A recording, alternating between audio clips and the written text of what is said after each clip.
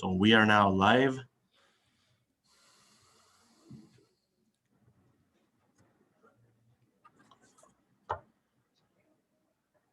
Bonjour à tous et bienvenue à cette disponibilité média du Rocket de Laval. Good day, everyone, and welcome to this Laval Rocket media availability. Joining us today, we have defenseman Corey Schueneman. Avec nous aujourd'hui, le défenseur Corey Schueneman. La première question, the first question, will go to Amy Johnson, the AHL report. Amy, you're up. Thank you, Charles.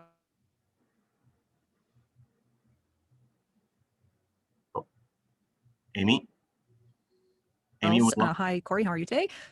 Hi, how are you? Oh, can you hear me? There you go. Hi, how are you today? Good, how are you? Good, thank you. Just two quick questions for you. First off, Laval Rocket fans are just starting to get to know you as a player, but, putting up 21 points with Stockton last year, even 3 points in just 4 games with Kansas City. Can you just talk a little bit about the strength of your 200-foot game and what fans can really expect you to bring on the back end? Yeah, I think I just try and use my feet as much as I can. I think that's my greatest strength is my skating. So I think defend as good as I can, play defense first, and then as much as I can move the puck up, get the puck out, and go play in the offensive zone. I think that suits my game the best, and I think that's where I'm most effective. What's your experience so far in this very short season with Laval been, and in particular your pairing with Gustav Olofsson these past 2 games? It's been great so far. My first time being in Montreal, being in Quebec. It's a great experience so far. It's been really nice. Playing with Gustav's been great. He moves the puck well. He's good in the offensive zone, good in the defensive zone. He talks a lot, so I think we've moved it well. I think we've played well, and I think we've been pretty effective. Great. Thank you very much. Thank you. Thank you, Amy. The next question will go to Anthony Marcotte, 91.9 Sports. Anthony, c'est à toi.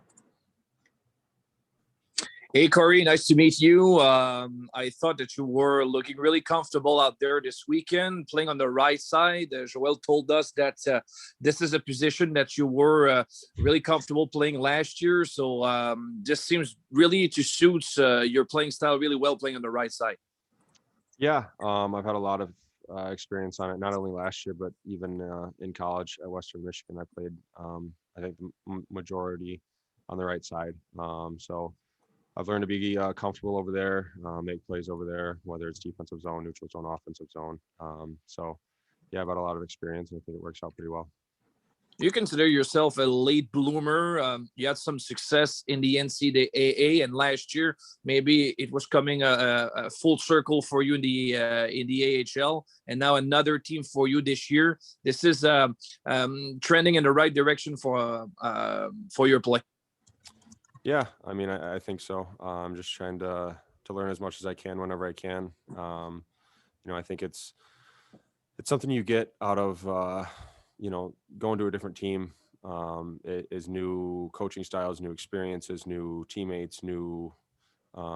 You just learn different things. Obviously, if you're in one organization for a while, you learn those things and you get comfortable in that situation. But I think going to a different organization opens you up to different things, different play styles, things I mentioned. So it's been good. And like I said, I'm just trying to learn every day and, improve the best I can.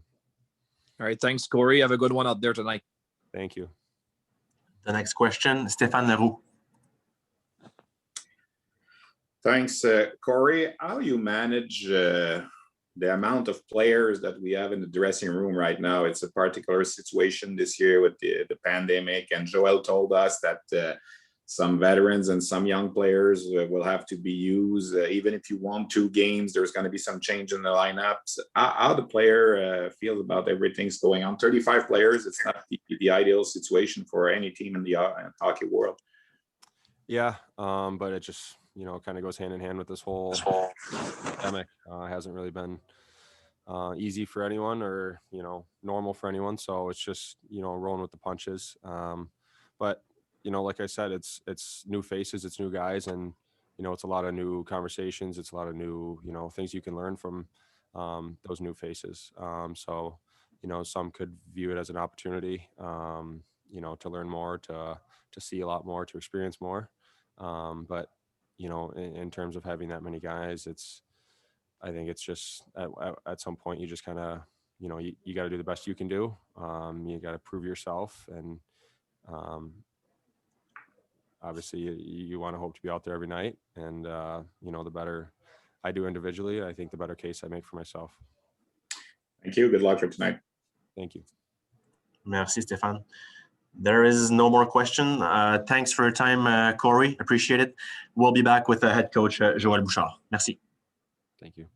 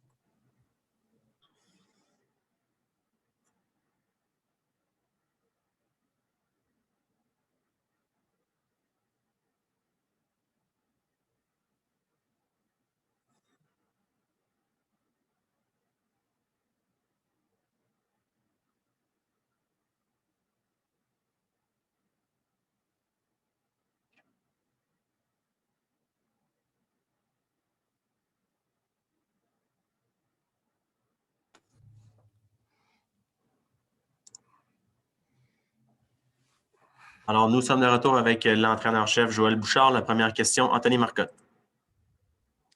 Salut, coach. Hier, tu nous parlais qu'il y avait beaucoup de changements potentiels en vue de ce soir. Es-tu en mesure de confirmer quoi que ce soit là, pour ta formation aujourd'hui? Oui, on va rentrer Arsène, jeune joueur de la Russie. On va rentrer jeune Maïsak aussi dans l'alignement. Il va y avoir des vétérans qui ne joueront pas. Évidemment, Frolic va jouer. Ryan est de retour. Donc, on a parlé avec les vétérans. On va faire une rotation pour le match d'aujourd'hui et le match de vendredi. Il va y avoir d'autres joueurs qui vont rentrer dans l'alignement vendredi. On essaie de répartir un peu la charge de travail, mais c'est du ménage à des jeunes, puis bien les entourer. Est-ce que ça, c'est bien reçu dans ton vestiaire, Joël? Je pense que tout le monde est conscient de la situation, puis tu es dans une situation qui n'est pas tellement évidente non plus. Oui, bien écoute, là, 35 joueurs ce matin, là, je pense que tout le monde comprend que j'ai une réalité. Puis les gars sont matures, mais ça a été bien expliqué. On a fait un appel conférence dimanche soir pour expliquer le plan des 5 prochains jours. Les gars comprennent que je n'ai pas d'agenda personnel. Les gars réalisent aussi pourquoi un joue une journée et l'autre ne joue pas l'autre journée. Le but, c'est quand ils vont jouer, ces vétérans-là, c'est d'avoir des opportunités sur l'avantage numérique, des avantages numériques, de leur donner une charge de travail plutôt que peut-être avoir une charge limitée dans 2 matchs parce qu'on avait un alignement avec beaucoup de joueurs, beaucoup de vétérans. Fait que les gars le comprennent. Fait que je les ai déjà rassurés que quand ils ne jouaient pas, l'opportunité qu'ils pourraient avoir vendredi. Parce que dans la vraie vie, Anthony, les gars, on a joué tous 2 bons matchs en fin de semaine. Ils ne méritaient pas vraiment de se remettre dans les estrades. Puis ce match de mardi-là, c'est une belle opportunité parce qu'il n'était pas à l'horaire. C'est un match qui a été rajouté à la dernière minute avant de lancer la cédule publique. John Sedgwick qui a réussi à amener ce match-là pour pas avoir une semaine sans jouer vu qu'on était au Centre Bell, bien installé. Fait que c'est un match qui était avantage pour nous autres pour intégrer des gars tout de suite après le week-end.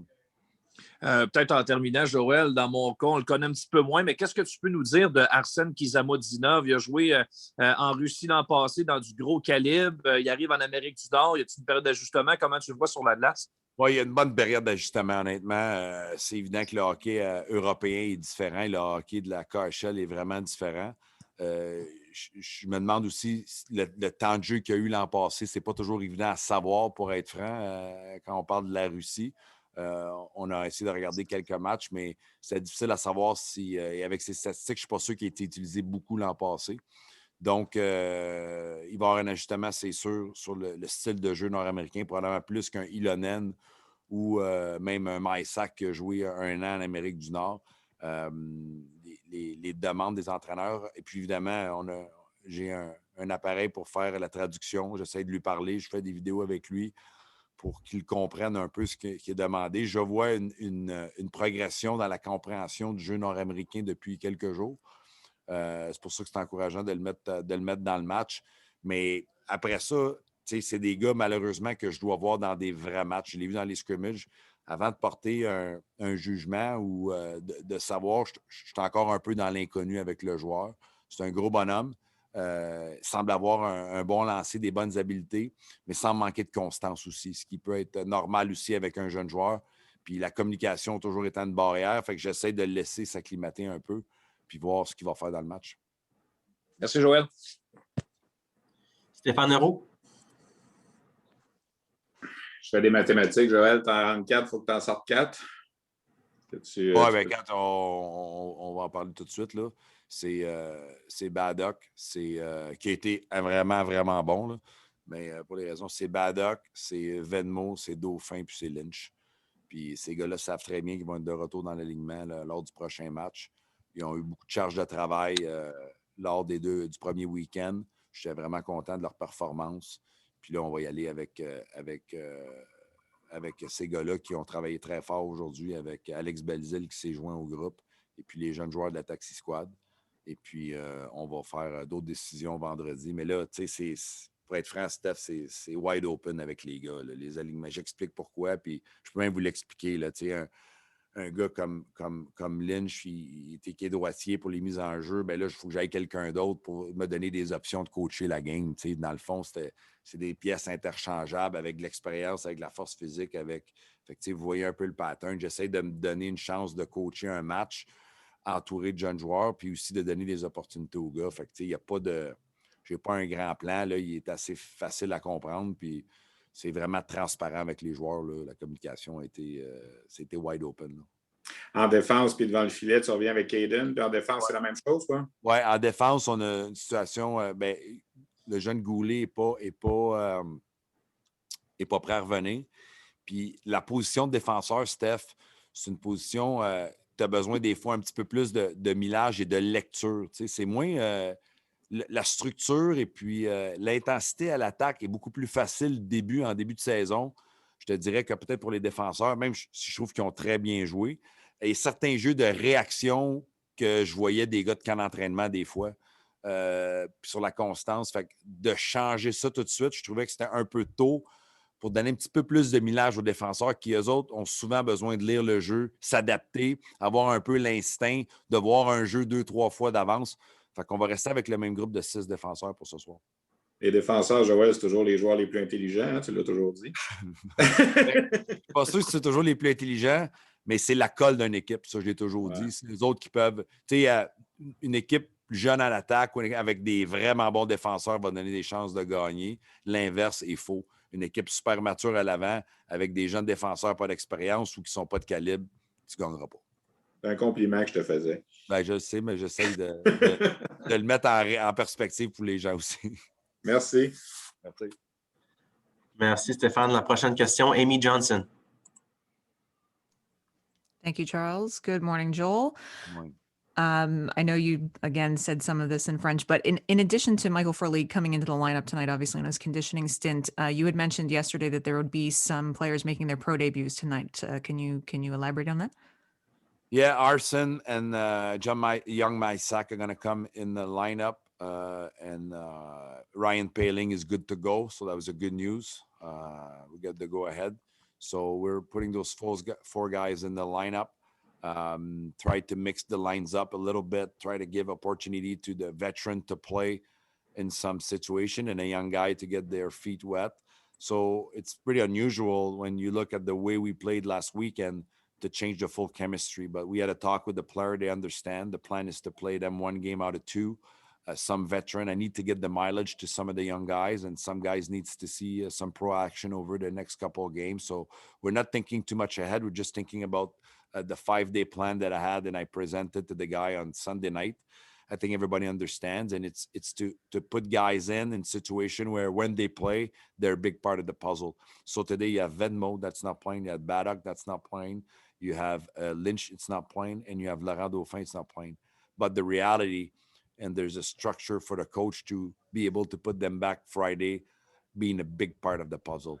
So with special team and everything. And I think that the player understand that and respect that more than maybe being hidden in the lineup and having four lines. And so the young guys are going to jump in from time to time to give them mileage. But I want to make sure a couple of group of veteran in each game get a lot of the workload to help the young guy. We're not going to change anything on the back end. Like I said in French, defensemen, I thought they did really well, to be honest, but needs a little time to get adjusted to action and reaction and game situation. It's a little less structure from a D-side standpoint. You're just kind of reading breakdowns and you have to see a couple of play ahead. So I just thought to start taking some guy out in the back end. It was a little early. I'd like to give them one more game to get that feel of controlling the game, because defensemen are so important. So, and we'll go with Caden in net. Speaking along those lines on the back end, we just spoke with Corey. What have you been impressed with his 200-foot game in these first two games? Well, I'm actually happy. It's exactly what I saw when I watched him on tape during the summer. Getting the player I thought I was getting. So that's a good news. Good job from the scouts out west to notice him and bring his name along the list of free agent. I think it's a great find for the organization. He's a first-year guy last year, which kept growing and growing, and he was playing lots of minutes for Stockton last year. So to be able to have the guy that I thought I saw, and I think he would fit really well in our style of play, and he kind of did right away. He looked like a guy that had been with us for a little while, and you have to remember his quarantine was a lot longer than everybody else, And unfortunately for him, when he got back, we had 2 more days where we had to go shut down on false positive, as you know. We talked about that. So he kind of had to start a little later than everybody else. But after a week, he really caught on like with everybody else. So he's got great feet. I like his poise. I think our style of play is suiting him very well. We're still early, but I think what I see is exactly what I was looking for, and we can still work with him. And he's a very mature guy. He was a captain for his NCAA team. So there's a lot of pedigree there, a lot of things that to like about this toolbox too. So I feel very positive about this acquisition. And just one last thing, you said Caden tonight. In talking about your rotation of players, will we see Demchenko this week, or is that still a ways off? Well, the plan is to see him. Obviously, he's played some big hockey. He's done doing well. We'll have to go a little bit one day at a time with the situation of our games and what we can do. And the goal is to give Caden some games, but you can look at the schedule next week. We got 4 games in 6 days, so we'll definitely use our goaltending and the guys. Excellent. Thanks, Joel Bouchard. Thank you. Merci. Thank you, Amy. We'll take 2 more. We'll go with Grant McCagg, and then we'll finish with Patrick Friolet. Grant, you're up. Thank you, Charles. Hi, Joel. Hi. I had a really good chat with Ryan Poehling in the offseason, and he seemed to be going into this season with a better mindset. He admitted last year, after starting off his NHL career with a hat trick in his debut, perhaps he expected to be handed an NHL spot last year at camp, and they didn't really take the demotion that well at the start of the season, even though he'd suffered a concussion. He seems fully aware now that the AHL is a top-notch league and there's no shame in needing a bit of seasoning. Maybe expand a little on his attitude so far this year, what kind of shape he was in when he arrived at camp, and your expectations for him this season. Yeah, I wouldn't say, I think Ryan was transparent with you, but I wouldn't say from my standpoint he had a bad attitude last year. I think he was just putting a lot of pressure on himself. There's a difference for me. Not too many guys have bad attitude. So his attitude was real good, but we could see he was a guy that was putting a lot of pressure on himself and had expectation about his play. And obviously those 3 goals, first game in the NHL, it's a lot, right? It's a lot to handle for a young guy. And it was the last game, and it kind of didn't really get his feet wet. It just was one game where he earned those goals, but they weren't really realistic of probably his style of play. So there was an adjustment for sure last year. But I agree. I think he's pressed the reset button. I think he's came into camp with a good attitude. He was good in the first game, and again, on managing expectation, Ryan needs to be a really good 200-foot player. If you look at his stat sheet in the college, I mean, it's a non-stat sheet, but it's not a stat sheet that translated to our 100-point guys in the NHL. And it's not to diminish, because not too many guys are 100-point guys in the NHL. So it's more about being very reliable to kind of play, to be a Swiss Army knife, So like becoming really good on face-off. We know how long it takes. Becoming really good on PK, that there's a experience that I got to get there, and keeping the pace of the pro hockey that is faster than NCAA, and all that comes with being a centerman, which we always talk about how important they are and how long they take. And look at young Dano, took a couple of years in the minors, worked on his craft, came with us with the Habs, and you see the career he has right now. So I know everybody wants everything quick. I'm not that kind of guy. I got to go with what I see. And I like Ryan with the process of being a really good, reliable player on details, on the breakdowns in the game, that he can put a positive impact in the game. And that not being said that he's cannot bring offense. That's not what we're talking about. He can do that. He's done it at the World Junior a couple of games, and he will have his moment, but it's going to be he's a different type of player that maybe some people expected or see. And again, it's not to diminish the player, far from it. It's just to realize that Ian is going to have to be a complete 200-foot player. And that's what he realized in his first year. And that's why I'm happy about the way he's approached this year and the way he's been with us. He at the World Juniors his last year in college, he seemed to lose his confidence in the face-off circle. And the rest of that college year, he really had struggles winning draws. And then last year again, he wasn't great on draws. I noticed like he ended up playing a fair bit on the wing. Did it have anything to do with him having some face-off struggles? No. Has he been, who do you have to work on with face-off? Does Muller help out because he's in the same city, or who kind of, what's the approach as far as draws, and is he going to play center all year? Okay, so first of all, he wasn't on the wing because of his center weakness. That has nothing to do. We have to put guys first here on the wing if they're not exceptional, because look what happened when he got called up. Where did you watch the game when he was called up in HL? Yes. Where did he play?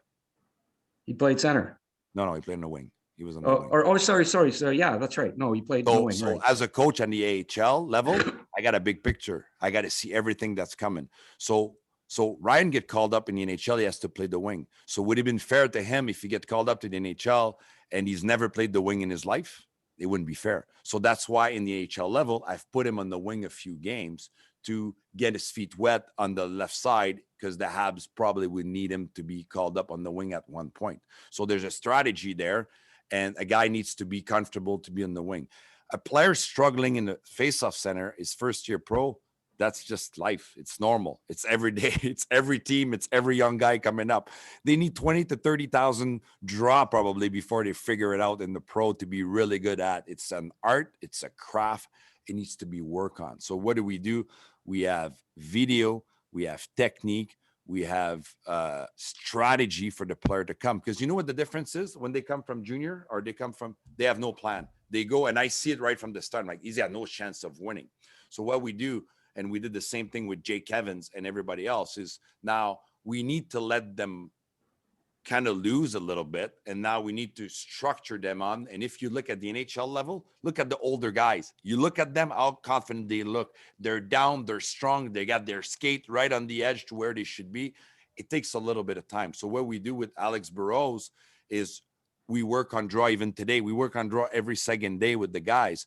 And not only they challenge each other from righty to lefty, but they challenge each other versus maybe one guy did a team. So it's a little bit like baseball now, where you know the hitter, who's pitching. You got to know who they are. And a lot of time, guys come from NCAA. They have no idea. They think all the guys on the other side are the same, and they have to figure it out the hard way.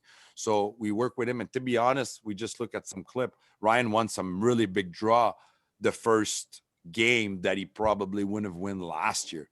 But it's not Amazon, my friend, that you're all good on draw next day and Kirk Muller works for 10 minutes and all of a sudden he becomes a master at draw. It's years of practice. It's hours, which we do with them. It's video. It's failing. It's adjusting. So this face-off thing is on heart. So that's what we do with him. But to be honest, we do it with everybody. Thanks. La dernière question, Patrick Friolet. Bonjour Joël, tu m'entends bien? Yes. Parfait. Oui, petite question concernant Yann Michak. Évidemment, il y a beaucoup d'intérêt, des gens qui ont hâte de le voir, qui l'ont vu au championnat mondial junior. Pour toi, personnellement, qu'est-ce que tu as vu dans son évolution depuis qu'il s'est joint au Rocket dans les entraînements et à quoi peut-être on peut s'attendre de sa part? Ben, premièrement, là, c'est un jeune c'est le genre de jeune que tu aimes aller à l'aréna. Sa personnalité est extraordinaire.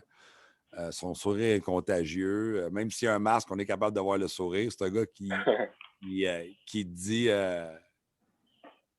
bon matin à tous les jours, puis qui est très engagé pour devenir meilleur. C'est une éponge, pose beaucoup de questions. Rarement vu un jeune joueur poser questions comme ça. Il est zéro gêné avec son anglais. Fait que ça, c'est très bon. Fait que ça le force à être impliqué dans les discussions. Ça, c'est la personne. Beaucoup de passion. Le joueur de hockey, c'est un gars très travaillant. Il va lui aussi doit devenir un joueur sur 200 pieds qui devrait être bon dans tous les aspects de son jeu. J'aime beaucoup son dynamisme, je te dirais. Ça, c'est quelque chose que je trouve que rapidement s'est ajusté, ce qui est très encourageant.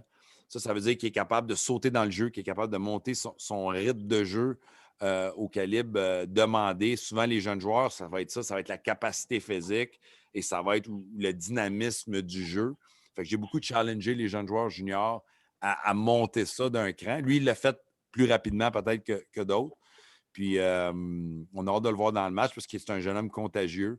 Mais la capacité physique, encore, il a juste 18 ans. On ne peut pas lui demander d'être fort comme un gars de 24 ans, 23 ans. Donc, dans les confrontations 1 contre 1, dans les situations où il est en position vulnérable physiquement, c'est plus difficile versus peut-être un professionnel qui a beaucoup d'expérience. Puis ça, c'est normal. Là. Il devrait jouer cette année junior à Hamilton. Fait que, on ne peut pas lui demander d'être fort physiquement à l'âge qu'il a dans tous les aspects du jeu. Pour le reste, la tête est là.